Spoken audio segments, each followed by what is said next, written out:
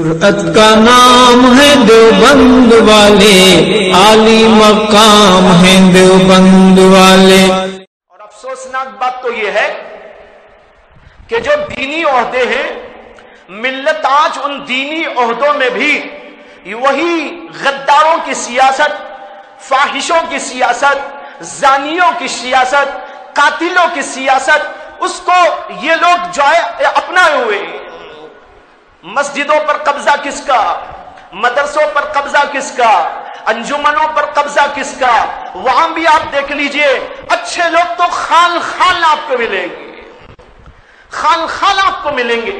مسجدوں کی کمیٹی یہ ایک چھوٹی سی سیاست ہے، ایک بڑی سیاست ہوتی ہے، ایک چھوٹی سیاست، مسجد کی سیاست، کوئی مدرسے کی سیاست، کوئی انجمن کی سیاست۔ ان جگہوں پر بھی آپ دیکھتے چلے جائیں تو آپ کو اچھے لوگ تو خال خال نظر آئیں گے، وہاں پر بھی آپ کو دکھائی دیں گے تو اسی قسم کے نظریے والے لوگ، اسی قسم کے عمل والے لوگ دکھائی دیں گے۔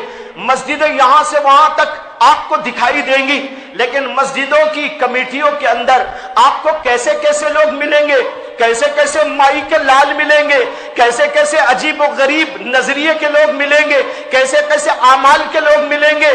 اللہ اکبر، اس کو کہا جائے اور اس کا بھانڈا پھوڑا جائے تو پتہ نہیں بھائیوں کوئی برداشت بھی کر سکے نہ کر سکے۔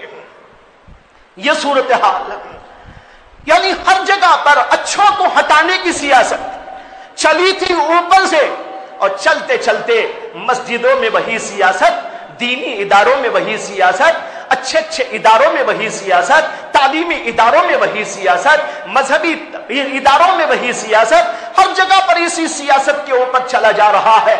میں نے گزشتہ جمعہ، اس سے پیوستہ جمعہ آپ حضرات کے سامنے علماء کے بارے میں کچھ عرض کیا تھا، اس میں بتایا تھا کہ آج امت علماء کے ساتھ میں کیا کر رہی ہے۔ آپ دکھا سکتے ہیں کہ کمیٹیاں اتنی بنی ہوئی ہیں، کسی کمیٹی کے اندر علماء کا عمل دخل ہو، جاہل، اناڑی، فاسق، فاجر، داڑھی منڈا، ہر قسم کا لوٹنے والا، لٹانے والا، وہ تو کمیٹی کا کچھ بھی ہو سکتا ہے لیکن ایک عالم کو نہیں بنایا جا سکتا۔ آپ اس کا تصور نہیں کر سکتے۔ حکومت تو کیا دیں گے، حکومت کے جو ہے ان سیاسی عہدوں پر تو علماء کو یہ کیا لے جائیں گے۔ آج تو یہ صورتحال ہے کہ مسجد کی کمیٹی میں وہ داخل نہیں ہو سکتا، ایک ادنا ممبر نہیں بن سکتا، اس کا صدر نہیں بن سکتا، اس کا ذمہ دار نہیں بن سکتا۔ یہ صورتحال امت مسلمہ کی ہے۔ امت نے علماء کو ہٹایا، سارے کافروں نے امت کو ہٹا دیا۔ یہ صورت چل رہی ہے، اللہ کی طرف سے چیزیں پیش آتی ہیں۔ تو میں ایک جائزہ پیش کر رہا ہوں کہ اوپر سے یوں چلا، کہاں تھے، کہاں تھا وہ زمانہ جس کے اندر ایسے ایسے لوگ متقی و پرہیزگار، عابد و زاہد، عالم و فاضل، اور پھر ان کو ہٹاتے ہٹاتے یہ صورتحال ہو گئی۔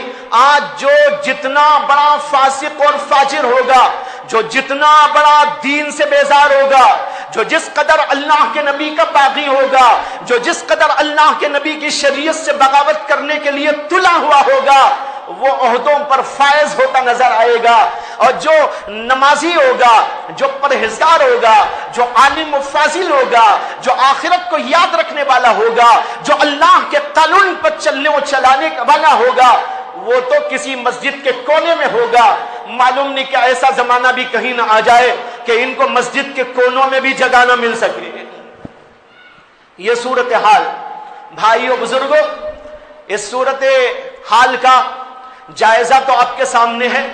اس میں کوئی ایسی بات میں نہیں بول رہا ہوں جو میں کوئی نیا انکشاف کرتے ہوئے بول رہا ہوں۔